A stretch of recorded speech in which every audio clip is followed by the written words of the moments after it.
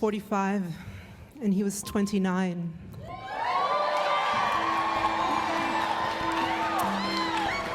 We met in a French medieval village called Bruniquel. And after 4 days of debate, I decided to go out with him. I couldn't resist him. He was the most extraordinary partner I have ever had. He was a painter and a sculptor. He loved Roman architecture, and he was building his own house with a patio and a fountain in the middle with columns. He loved nature. He taught me the names and the properties of trees and plants and flowers. He was an outstanding musician. He had created his own style of music that was flamenco music and Irish music put together. And when he played that music, it had delicious, indecent effects on me. Everything about him was exceptional. I couldn't believe that a man of his age and beauty and talent could be free and even more be interested in a woman of my age. As time went by, he was more and more exceptional. I couldn't understand really what was happening. We traveled a lot. We went to a lot of festivals where he performed with this group called Kill the Dog. He used to play Irish music.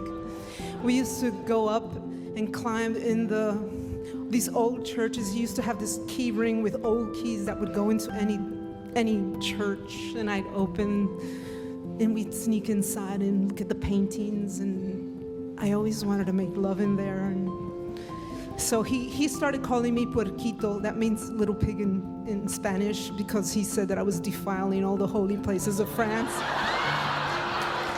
But he never said no, so I called him Puerquito too. There was one thing that was very peculiar about him, and that is that when he looked at children, his eyes would just beam and glow. And one day it suddenly dawned on me, and I said, Jean Michel, do you want to have children? And he said, yes, of course. He just beamed. And at that moment, I just said, oh my God, my heart just stopped.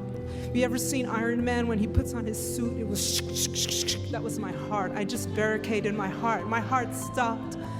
I knew that it was the end. At that moment, I knew that it was the end. You see, I had had 2 children of my own. They were already grown up. I loved my freedom and I loved my life. And for nothing in the world was I going to deprive that human being from living the experience of having children. I went home and I cried all night long. And the next day I left him. But it wasn't over. For 3.5 years, Jean Michel and I would struggle to go our separate ways. We would struggle to talk sense into ourselves. And in his folly, he was ready to give up his dream, and I was ready to give him kids. But we both knew that it just wasn't possible. We could not do this. We shouldn't do this. We shouldn't sacrifice our lives in such a way. So I began bringing girlfriends to our outings in hopes that he would look at them, but he would never look at them. I really didn't know what to do. We couldn't stay away from one another. We'd cry and just didn't know what to do. Our friends didn't understand us, our families even less. And time was ticking. I was almost 50. And then one day I was sitting on a terrace in Toulouse, drinking, and suddenly she walked by. It was magical, irreasonable. It was powerful. I could feel her essence. She had red hair. She was wearing a velour hat. It was a Victorian hat. It was a little bit crushed, soft. She was the most beautiful thing walking on 2 pair of legs. And I walked up to her and started a conversation with her. She was an author for children's books. And for 4 weeks, I entertained a unique relationship with her until the day that I invited her to come and see and meet my friend, Jean Michel. When they crossed and their eyes met, and I saw his smile, I knew that it was good. It was good. It was good. I had arranged for a girlfriend to call me and tell me there was an emergency so that I could leave. He knew.